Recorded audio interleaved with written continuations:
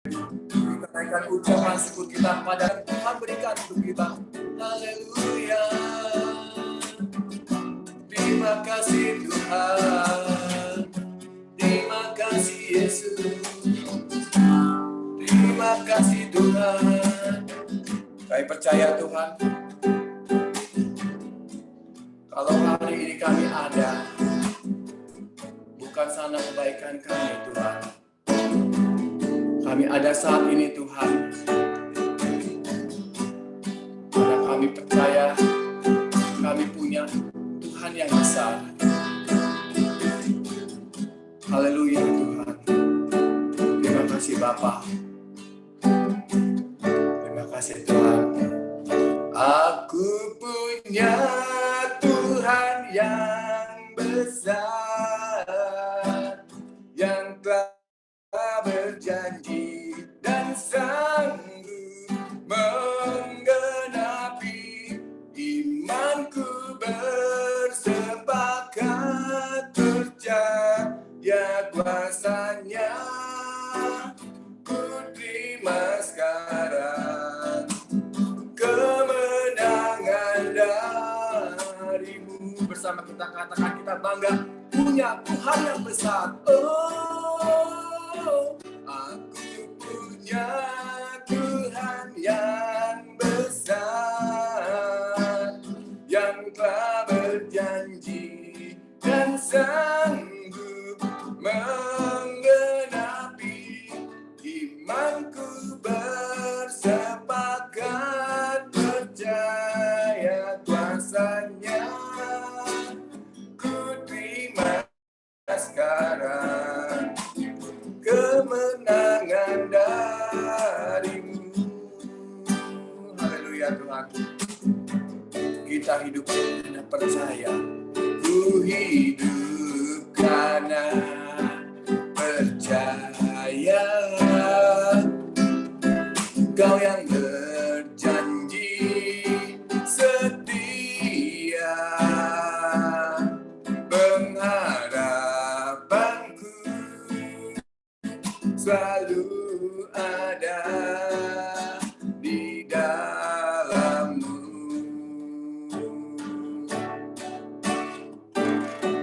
Ku tidak akan menyerah,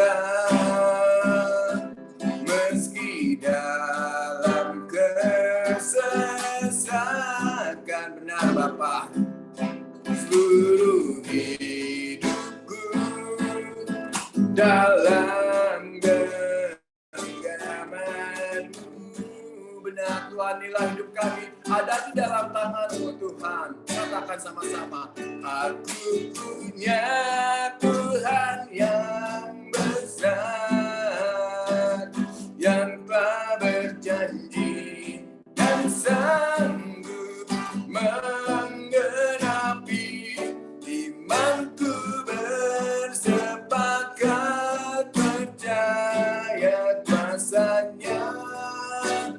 Ku terima sekarang kemenangan darimu. Betapa bangganya kami Tuhan punya Tuhan yang besar. Haleluya. Aku punya Tuhan yang besar, yang telah berjanji dan sanggup menggenapi imanku, bersepakat percaya kuasanya. Ku terima sekarang kemenangan darimu. Bersama kita katakan, kami punya Tuhan yang besar. Aku punya Tuhan yang besar, yang telah berjanji dan sanggup menggenapi imanku, bersepakat percaya kuasanya. Ku terima sekarang kemenangan dari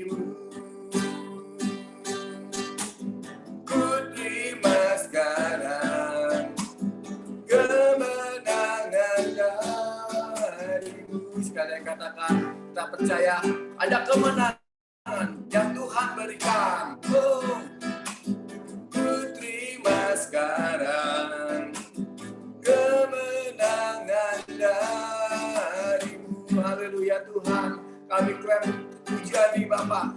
Saat ini Tuhan, kami akan menerima kemenangan yang darimu Tuhan. Haleluya Yesus, kami klaim Tuhan firman-Mu ini Tuhan. Kami saat ini boleh berjalan padamu hanya karena kami tetap beriman padamu Tuhan, dan karena kebaikan yang Tuhan berikan pada kami Tuhan. Haleluya. Kami percaya Tuhan, kasih-Mu lebih luas dari samudera. Kebaikan-Mu Bapa takkan habis di hidupku, lebih tinggi dari cakrawala. Kami bersyukur padamu pagi ini boleh datang kepadamu Tuhan. Haleluya Yesus. Mari Bapak Ibu, kita mau merenungkan sebentar firman Tuhan.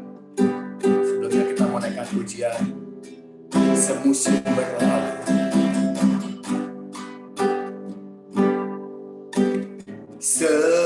Semusim berlalu, namun Kau selalu peliharaku. Kasih dan setiamu tak pernah layu di hidupku. Semusim berlalu, semusim berlalu, namun Kau selalu peliharaku.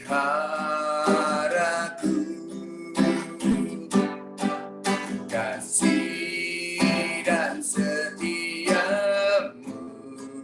tak pernah layu di hidupku. Lebih luas dari samudra, kebaikan-Mu Bapa takkan habis di hidupku. Lebih tinggi dari cakrawala, tak terbatas kasih-Mu. Sungguh ku bersyukur, lebih luas dari samudra, lebih luas dari samudra. Kebaikan-Mu Bapa takkan habis di hidupku. Lebih tinggi dari cakrawala, tak terbatas kasih-Mu. Sungguh ku bersyukur. Haleluya, katakan sekali lagi. Lebih luas dari samudra, lebih luas dari samudra. Kebaikan-Mu Bapa takkan habis di hidupku. Lebih tinggi dari cakrawala, tak terbatas kasih-Mu. Sungguh ku bersyukur. Haleluya. Lebih luas dari samudra, kebaikan-Mu Bapa takkan habis di hidupku.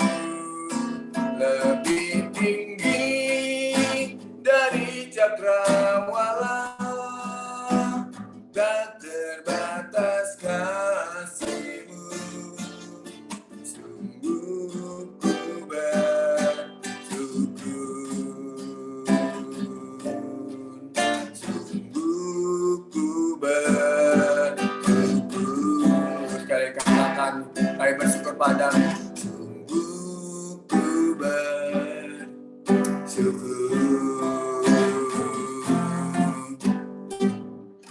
Inilah ungkapan syukur kami kepadamu Tuhan, karena kami percaya kasih-Mu yang melampaui akal pikiran kami Tuhan selalu nyata dan kami rasakan ada dalam hidup kami.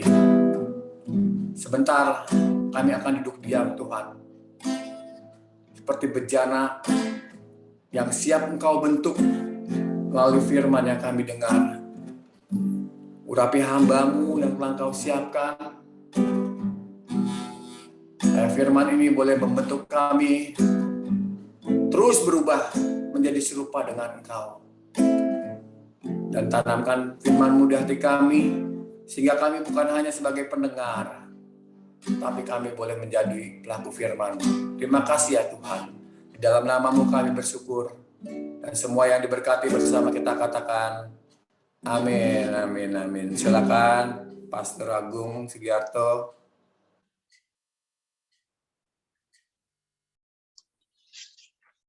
Shalom Bapak Ibu sekalian, selamat pagi. Kita akan sama-sama belajar dari kebenaran firman Tuhan yang terambil dari Matius pasal 5 ayat 1 sampai 16. Saya akan bacakan Matius pasal 5 ayat 1 sampai 16 yang berbunyi demikian. Ketika Yesus melihat orang banyak itu, naiklah ia ke atas bukit, dan setelah ia duduk, datanglah murid-muridnya kepadanya.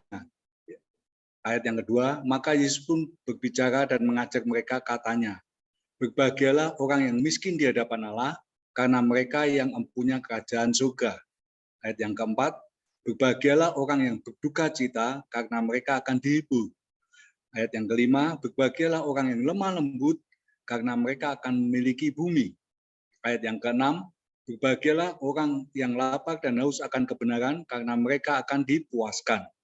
Ayat yang ketujuh, berbahagialah orang yang murah hatinya, karena mereka akan beroleh kemurahan. 8. Berbahagialah orang yang suci hatinya, karena mereka akan melihat Allah. 9. Berbahagialah orang yang membawa damai, karena mereka akan disebut anak-anak Allah. 10. Berbahagialah orang yang dianiaya oleh sebab kebenaran, karena mereka yang empunya kerajaan surga. Ayat yang ke-11, berbahagialah kamu jika karena aku kamu dicela dan dianiaya, dan kepadamu difitnahkan segala yang jahat. Ayat yang ke-12, kamu adalah garam dunia. Jika garam itu menjadi tawar, dengan apakah ia diasinkan? Tidak ada lagi gunanya selain dibuang dan diinjak orang. Ayat yang ke-14, kamu adalah terang dunia. Kota yang terletak di atas gunung tidak mungkin tersembunyi. 15, lagi pula orang tidak menyalakan pelita itu, meletakkan di bawah gantang, melainkan di atas kaki dian, sehingga menerangi. 16. Demikianlah hendaknya terangmu bercahaya di depan orang, supaya mereka melihat perbuatan yang baik, yang memuliakan Bapamu di surga. Bersukacitalah dan bergembiralah, karena upahmu besar di surga, sebab demikian juga dianiaya nabi-nabi yang sebelum kamu. Nah, amin, saudara ya. Dari pembacaan kita yang 16 ayat ini, saya akan bagi dua, yaitu ayat 1 sampai 10, dan setelah itu ayat 10 sampai 11, maaf. Kemudian ayat 12, 13, 14, 15, dan 16. Ya. Ayat 1 sampai 10 ini, 11 dikatakan berbahagia, berbahagia, berbahagia, berbahagia sampai 11 kali ya. Nah, apa sih artinya berbahagia? Nah, di dalam hal inilah kita belajar dari kebenaran firman Tuhan, bahwa di Amsal ditulis, hati yang gembira adalah obat yang manjur. Kalau kita sebagai manusia hidup, apa sih tujuan hidup kita? Kalau kita nggak ngerti tujuan hidup kita, maka hidup kita akan seperti layangan putus ya, sesuai dengan arah angin. Angin ke kanan kita ke kanan, angin ke kiri kita ke kiri. Nah, saudara, kita harus menetapkan apa sih tujuannya kita hidup. Kalau kita ngerti tujuan kita hidup ini, maka kita akan berbahagia dan penuh sukacita. Nah, tujuan kita hidup ini, kalau saya pelajari dari kebenaran firman Tuhan yang sudah saya sudah baca berulang kali, itu adalah satu, mengikuti apa yang Tuhan mau, sesuai dengan kehendak Tuhan. Yang kedua, kita harus berdampak kepada sesama. Ada satu ikan yang mengatakan, kalau nggak ada lu nggak rame.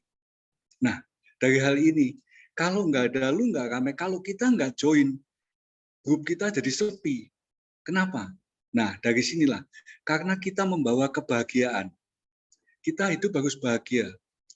Apa sih yang menyebabkan kita nggak bahagia? Nah, dari hal inilah kita harus mengerti dan benar-benar menyadarinya.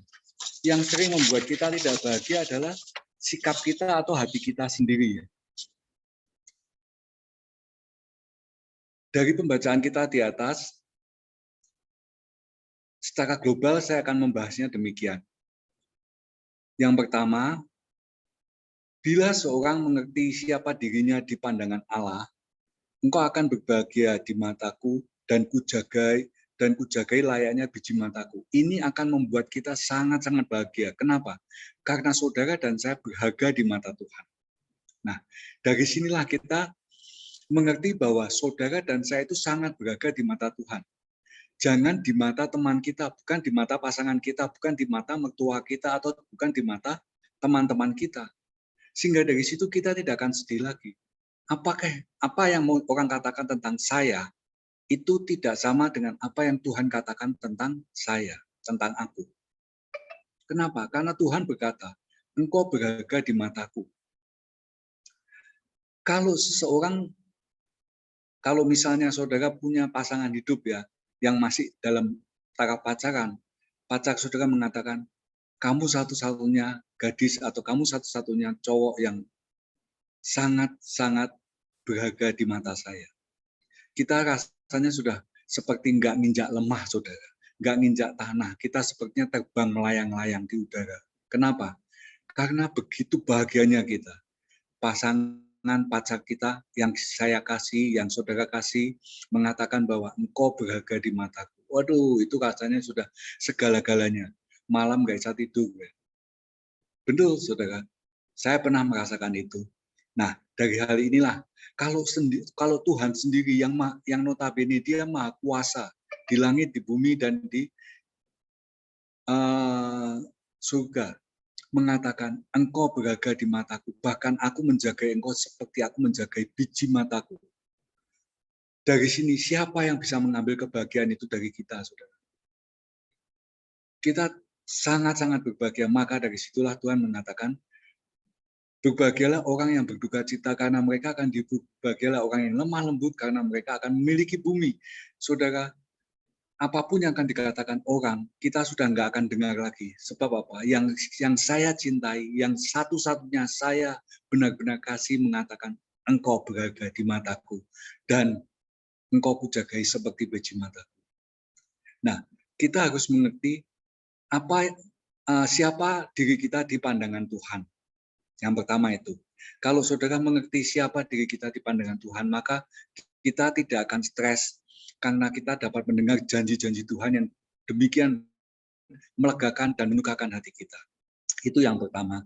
Yang kedua, supaya kita bisa terus berbahagia, menjadi seorang yang bisa terus berbahagia. Yang kedua, jika engkau memiliki hubungan yang benar dengan surga, jangan pikirkan apa kata orang dan pikirkanlah apa kata firman Tuhan. Engkau diberikan pikiran oleh Tuhan ya untuk memikirkan hal-hal yang baik, yang benar, yang sedap didengar, yang disebut kebajikan, itu semua pikirkanlah. Jangan kita memikirkan sampah.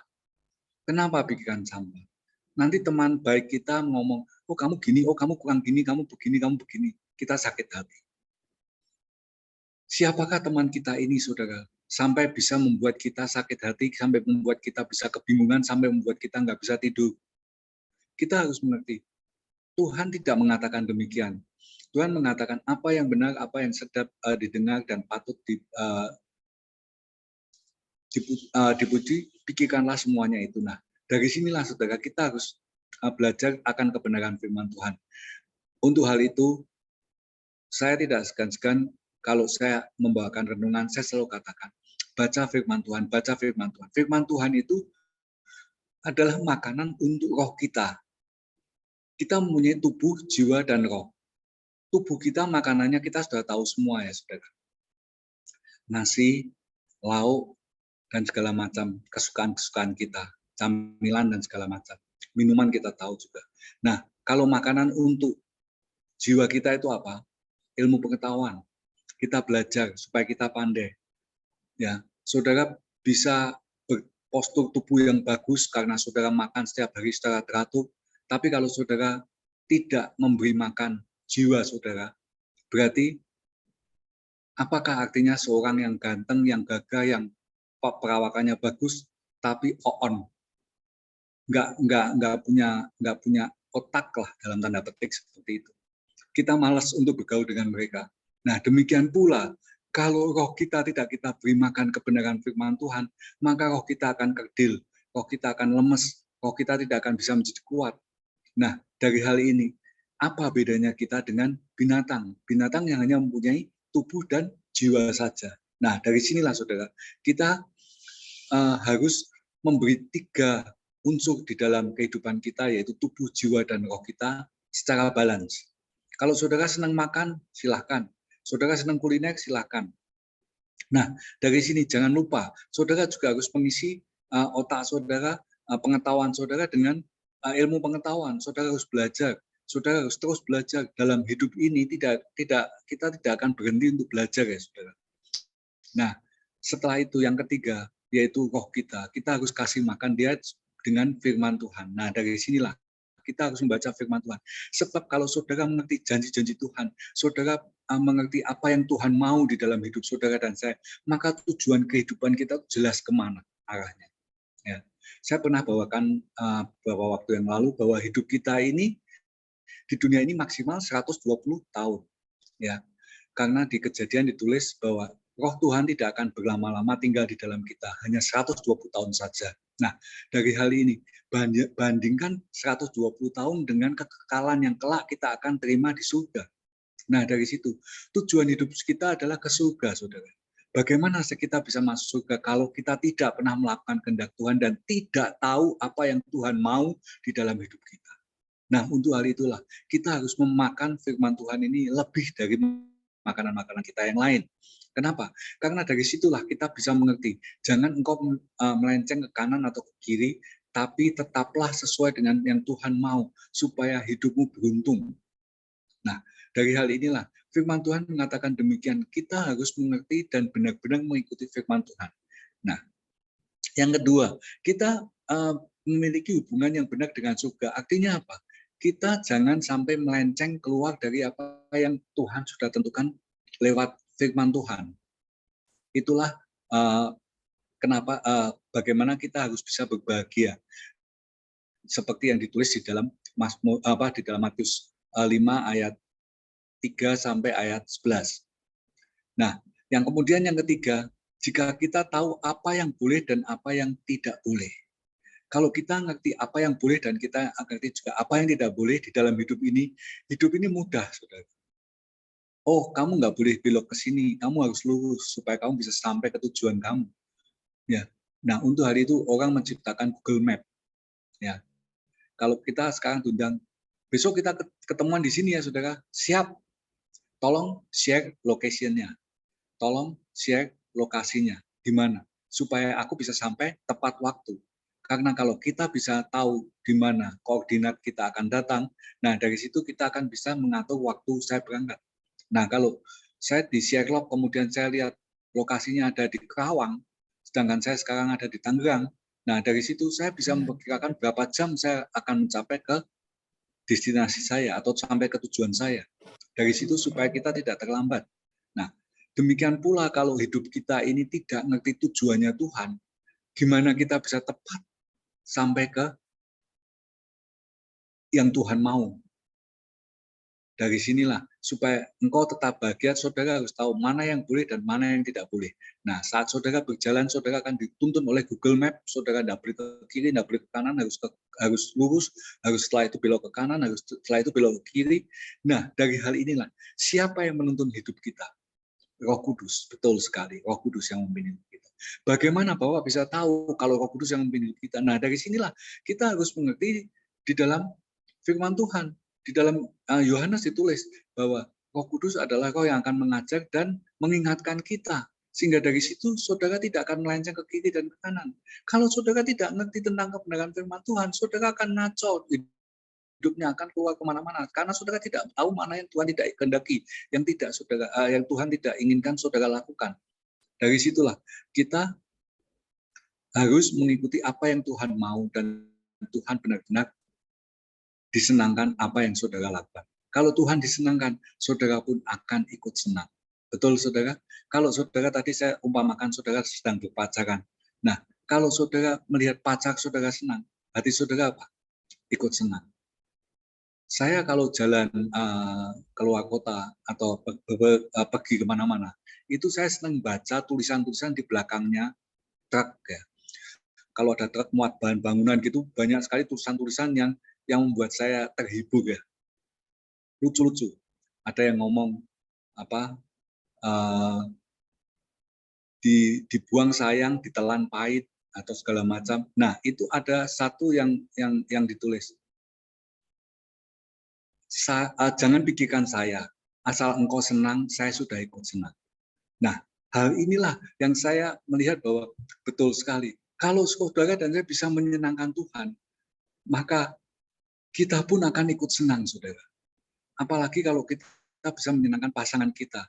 Nah, dari sinilah kita mengerti bahwa kalau kita bisa menyenangkan orang lain, kita pun juga ikut senang. Ya, nah inilah yang ingin saya sampaikan di ayat 1 sampai ayat 11. Berbahagia, berbahagia, berbahagia. Nah, dari sini, saudara, kalau kita lanjutkan di ayat yang ke-12, kamu adalah garam dunia, jika garam itu menjadi tawar, dengan apakah ia diasinkan? Nah, sekarang saya ingin ajak saudara-saudara untuk berpikir, siapa di sini yang senang kuliner, saudara? Saya punya teman, saya waktu tinggal di BSD, saya punya teman komsel saya. Dia itu tinggalnya di BSD, nggak jauh dari tempat saya, di Tangerang Selatan. Tapi kalau dia makan, dia cari makan malam, itu dia sampai ke Kelapa Gading, bayangin, nyetir sampai ke Kelapa Gading. Saya sampai ngomong, lah apa enggak, kamu sampai kembali ke rumah lapar lagi? Dia bilang, enggak, saya seneng banget, makanan di Kelapa Gading enak-enak. Waktu itu memang saat di BSD belum sepenuh sekarang ya, sekarang di mana-mana makanan. Nah, saya mikir, makan aja sampai dari BSD sampai ke Kelapa Gading, dari selatan ke utara. Nah, ini luar biasa sekali.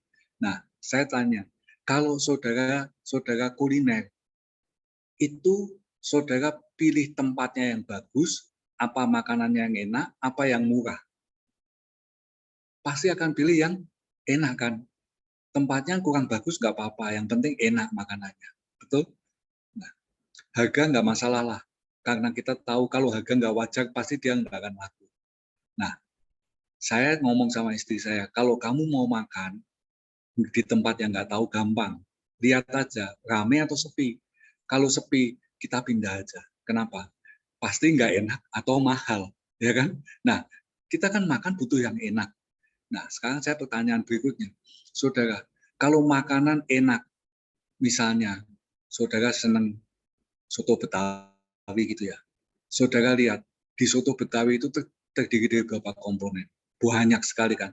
Ada daging, ada sayurnya, ada seledrinya, ada kuahnya, mungkin ada santan atau susu, atau apapun yang ada di dalamnya, banyak sekali, lebih dari 5 item. Kemudian pertanyaan saya, apa yang menyebabkan enak?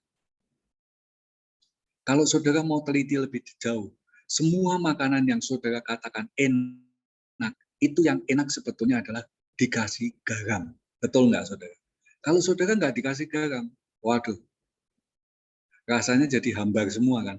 Nah, kenapa Tuhan Yesus katakan, kamu adalah garam dunia, supaya saudara dan saya membuat dunia ini bahagia. Kenapa? Karena bahagia itu menular. Saudara, kalau saudara kumpul dengan orang bahagia, saudara yang bete, yang stres, itu akan ikut senang. Kenapa? Karena lihat teman-teman kita cerita, teman kita sukacita, teman kita semangat. Nah, itu akan membuat kita menjadi berapi-api lagi. Kita yang dulunya dingin, kita akan jadi berapi-api. Nah, kalau saudara dan saya bisa menjadi orang-orang yang terus berapi-api, terus sukacita, itulah yang Tuhan kehendaki. Kamu adalah garam dunia. Saudara dan saya adalah garam yang memberikan rasa sedap di mana kita tinggal. Nah, kalau saudara tinggal di satu tempat lokasi, tetangga kiri kanan saudara nggak seneng lihat saudara, aduh ketemu dia lagi. Nah, dari situ gimana perasaan kita, saudara? Ya, saudara bisa merasakan seperti ini kan? Kalau saudara tidak bisa menyukakan kiri kanan saudara, saudara tidak bisa diterima oleh kiri kanan saudara. Dari hal itu, apa yang menjadi perasaan saudara? Saudara kan, aduh, kenapa ya bisa begini? Nah, dari situlah saudara kita harus mengerti kebenaran firman Tuhan ini. Jadi saudara dan saya adalah garam dunia. Jika garam itu menjadi tawar, dengan apakah dia akan diasinkan? Betul sekali, saudara. Tidak ada lagi gunanya selain dibuang dan diinjak orang. Kenapa? Karena dia satu benda yang sangat tidak berharga. Kalau tidak asin, karena dia punya satu-satunya yaitu hanya rasa asin saja. Kalau rasa asin tadi bisa kita atur dengan baik, maka semuanya akan jadi sedap. Ya. Tapi kalau saudara juga sama, saudara tinggal di satu tempat, saudara sukacita, ketawa-ketawa sana sini terus, tidak ada alasannya saudara ketawa. Tetangga saudara juga nggak mau tinggal sama saudara, betul? Nah, ini tetangga saya ini kelihatannya lagi konslet, ya.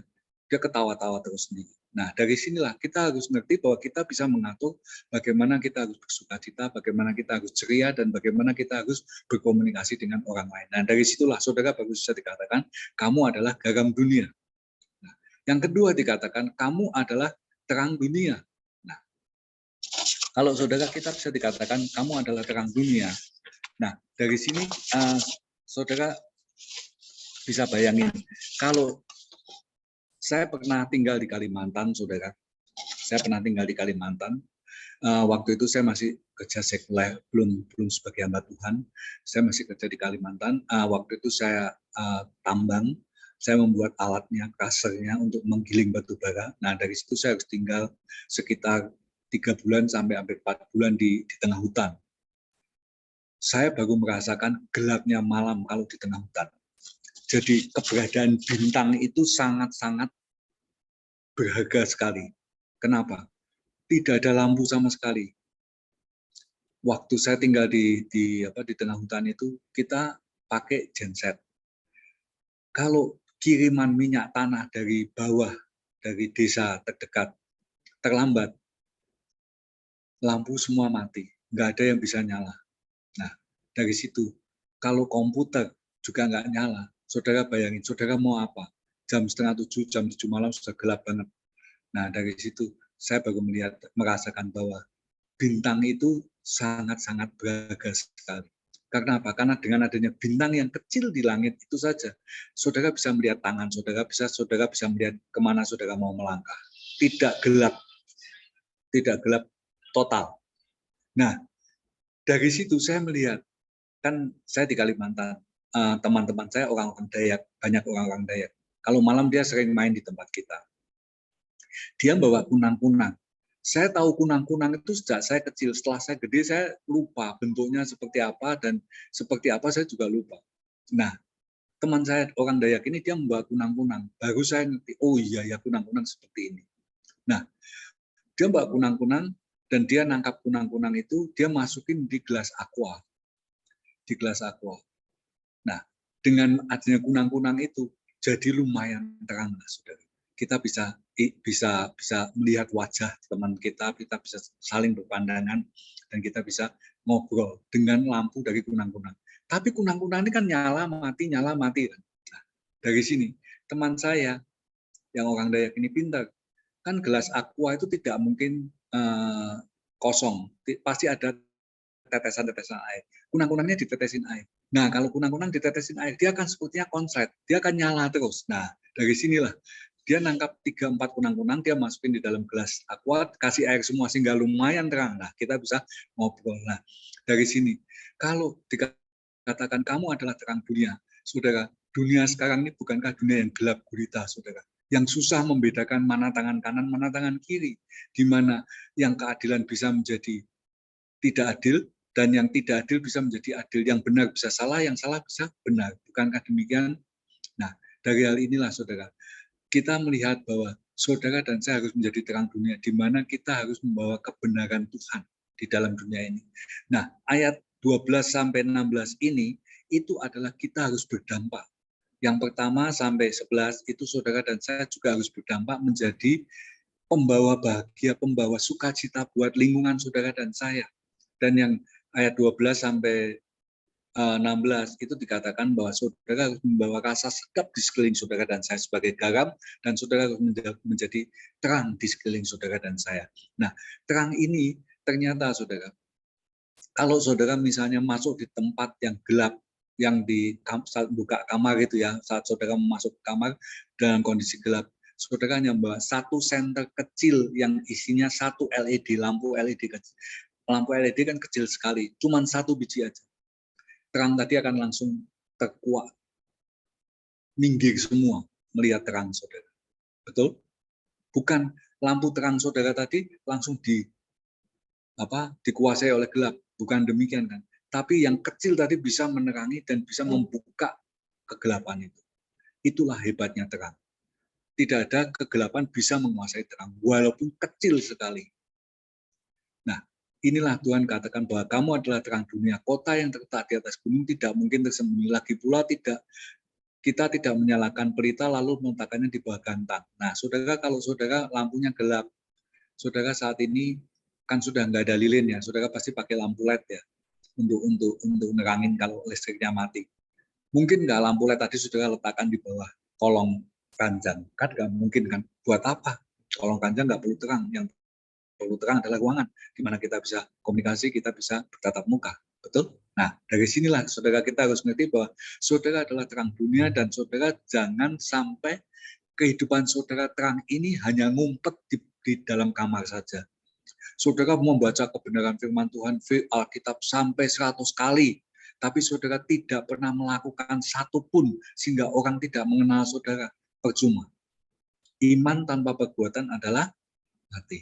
Betul sekali. Nah, dari sinilah saudara kita harus keluar, kita harus mendemonstrasikan apa yang Tuhan sudah tulis di Alkitab. Nah, dari sini, kalau saudara bisa mendemonstrasikan bahwa saudara terima keajaiban mujizat dari Tuhan dan Tuhan itu baik, saudara minimum bisa menghibur tetangga kiri kanan saudara yang saat itu bersama saudara. Tetangga yang saudara yang bersama saudara yang masih belum kenal Tuhan, ataupun yang kenal Tuhan tapi masih belum terlalu dalam, dia melihat kehidupan saudara, dia akan angkat 2 jempol. Kamu memang hebat. Dan saudara bisa katakan, yang hebat adalah Tuhan. Kita tahu tujuan hidup kita, bahwa aku akan tinggal di dalam rumah Tuhan seumur hidup.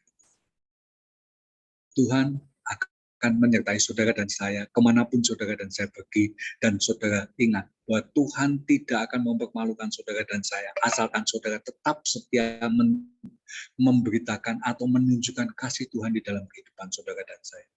Tapi kalau saudara seorang yang baper, apa-apa, tersinggung apa-apa, marah, di sekeliling saudara pun juga akan tahu bahwa ngapain kumpul sama dia, orangnya baperan, ya, sedikit-sedikit sedih, sedikit-sedikit marah, emosinya nggak stabil. Kalah kita dengan orang-orang dunia yang demikian kuat, demikian tangguh.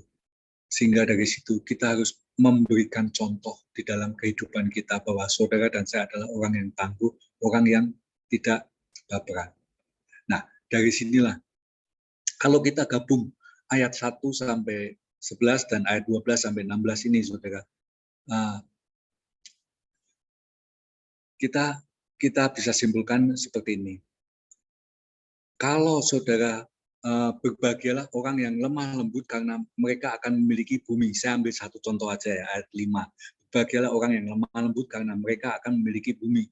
Siapakah orang yang lemah lembut? Adalah orang yang jujur dengan perkataan dan tingkah lakunya, dan mau mengakui kelemahannya di hadapan Tuhan dan tidak sombong. Ya.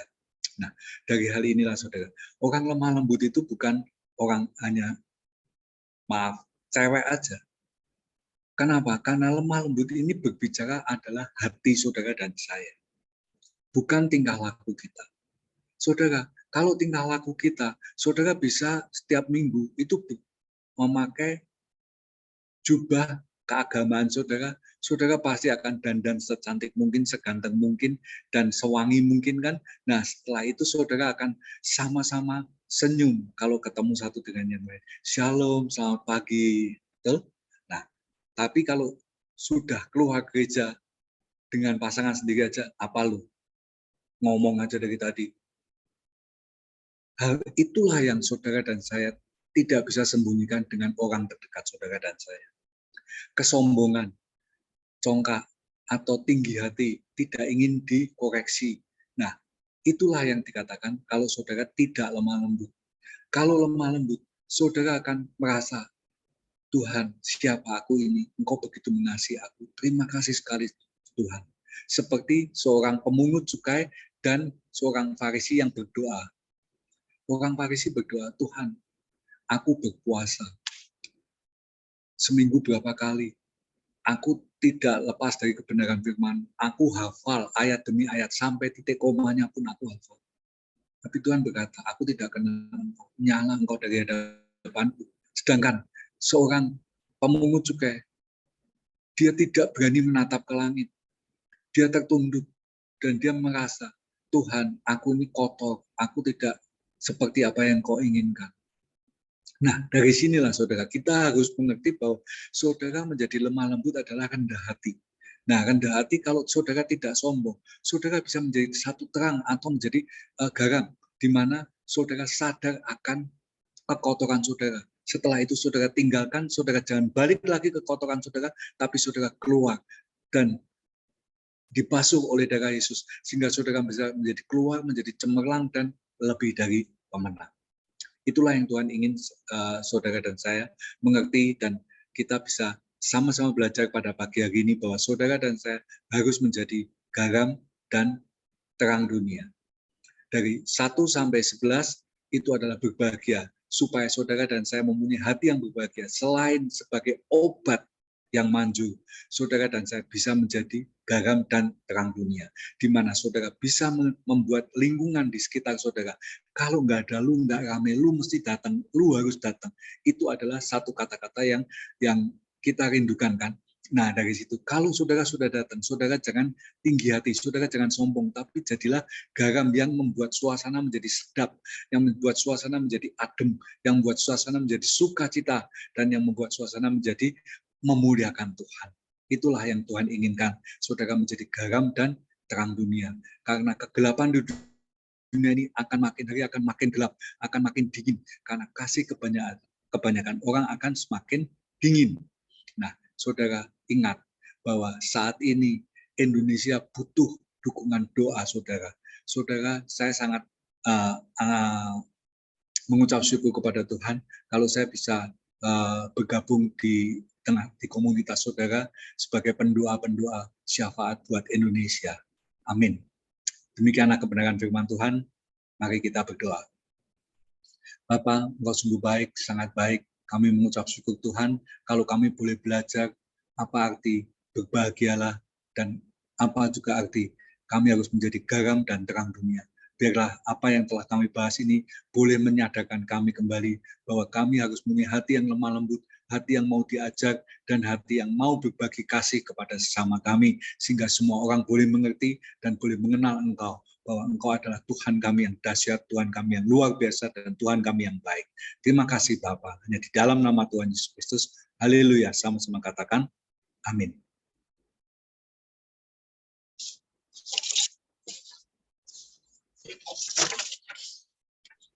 Terima kasih Pastor Agung atas firman yang sudah disampaikan.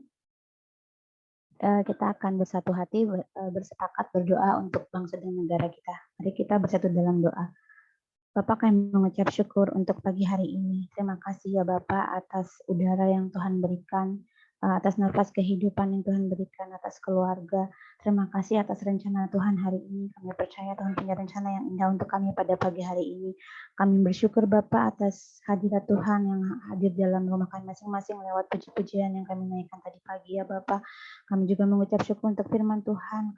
Kami diingatkan untuk kami berbahagia Tuhan, sehingga kami juga nanti dapat menjadi garam dan terang di dunia ini untuk orang-orang di sekitar kami, dan Tuhan disenangkan.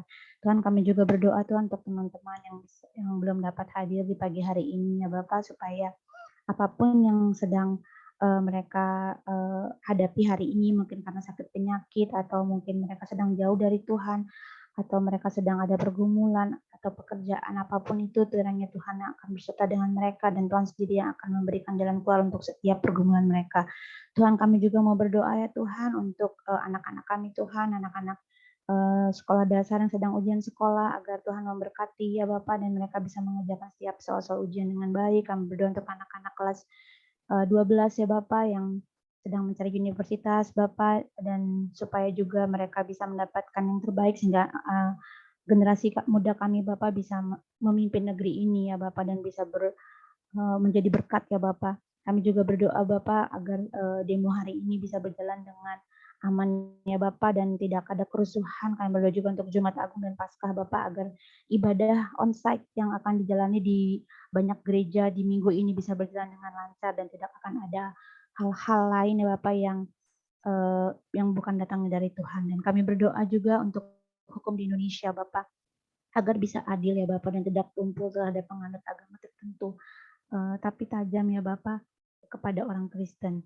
Melihat fakta Yahya Waloni Bapak divonis 5 bulan penjara terkait penistaan agama, Muna Warman 3 tahun penjara terkait terorisme, sedangkan MKC divonis 10 tahun penjara. Kami percaya ya Bapak bahwa Engkau sendiri yang akan menjadi advokat kami, pembela kami Bapak. Kami percaya bahwa Tuhan sendiri yang akan menolong ya Bapak anak-anak Tuhan yang sedang dalam tuduhan apapun itu Bapak. Kalau memang kami melakukan yang benar di hadapan Tuhan, kami percaya Tuhan sendiri yang akan membela kami.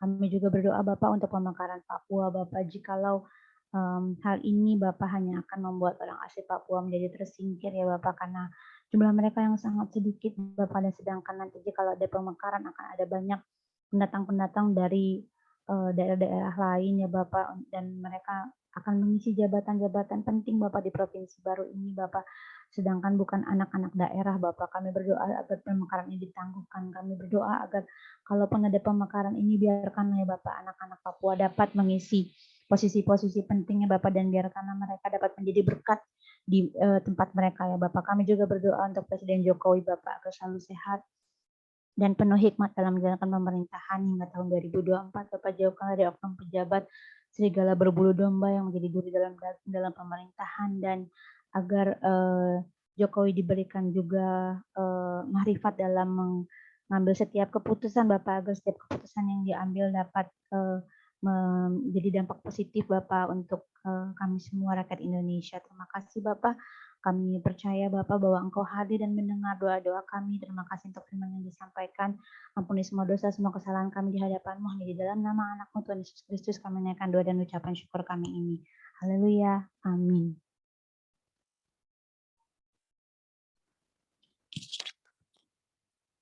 Amin.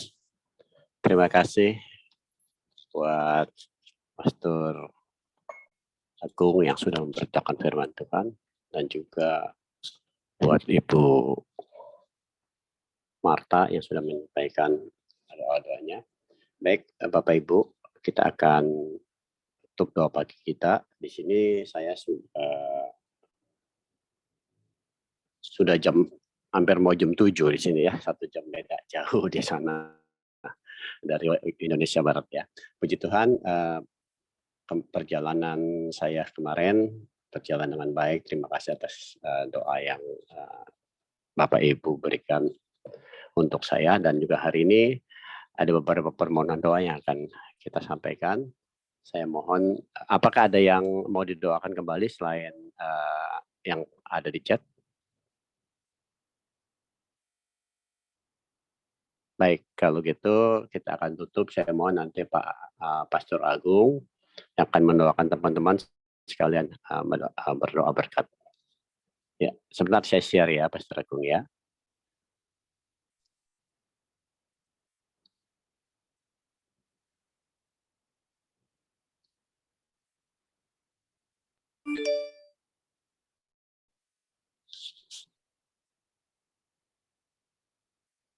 Apakah sudah kelihatan, Pastor Agung?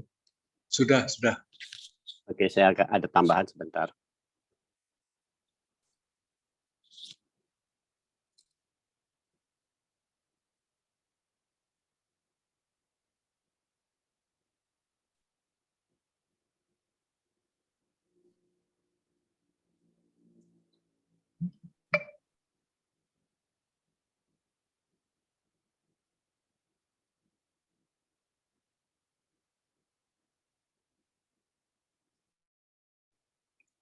Silakan, Pastor Agung. Ya. Mari saudara kita satukan hati kita berdoa. Bapa di surga, hamba-Mu berdoa Tuhan pada pagi hari ini bersama-sama dengan teman-teman seiman kami untuk Andre, anak Ibu Yeni Ong, yang mau interview di Kedutaan Amerika. Biarlah Tuhan lancarkan semuanya. Kami percaya kalau Engkau izinkan Andre untuk bisa berangkat ke Amerika, Tuhan sendiri akan atur semuanya ini, dan Tuhan akan mudahkan semuanya ini. Kami percaya untuk semuanya ini ya Bapak. Haleluya. Dan kami juga ingin berdoa juga Tuhan untuk meeting secara full day ya, dengan perkumpulan agen asuransi Indonesia. Kami percaya kuasa Tuhan pun turun di dalam meeting tersebut, dan Tuhan akan memberikan keputusan-keputusan yang luar biasa yang dapat kami terima semua dengan penuh sukacita.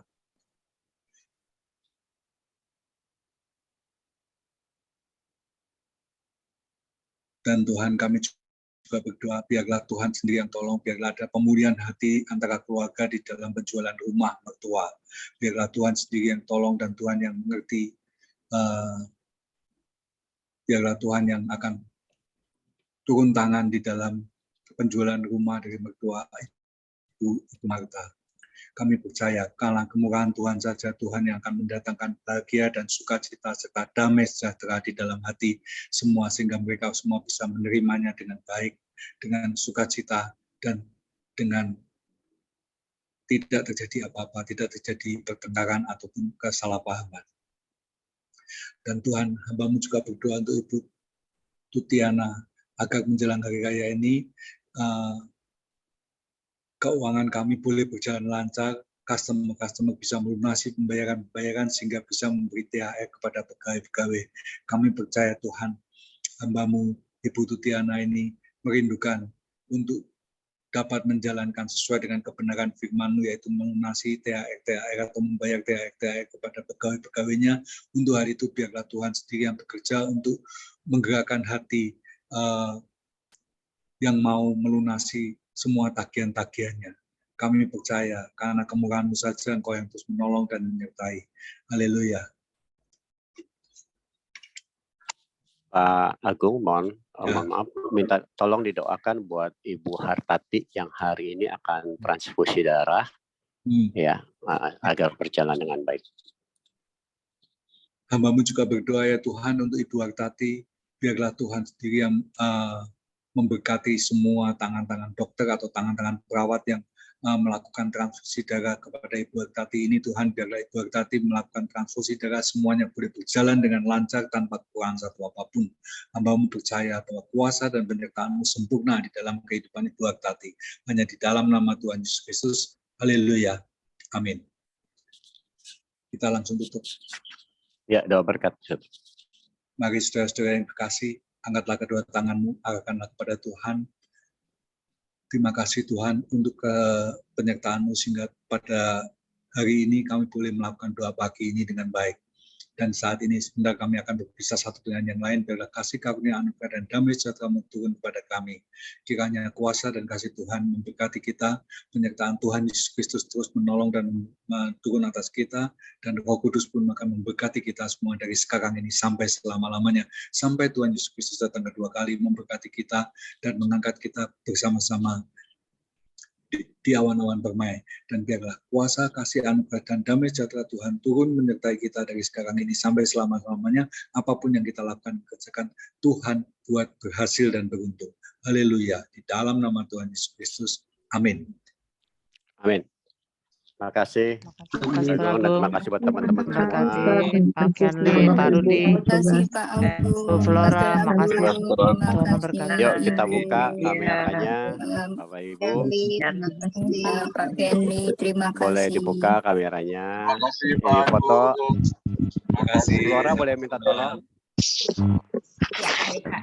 Saya yang pertama ya Pak. 1, 2, 3. Slide yang kedua. 1, 2, 3. Ya, Terima kasih Bu Flora. Terima kasih Bu Flora. Terima kasih semua. Terima Selamat kasih aktivitas Pak Kenli dan terima diberkati. kasih semua. Sampai ketemu besok. Berkati Bye-bye. Kenli. Oke, saya tutup ya. Tuh berkati.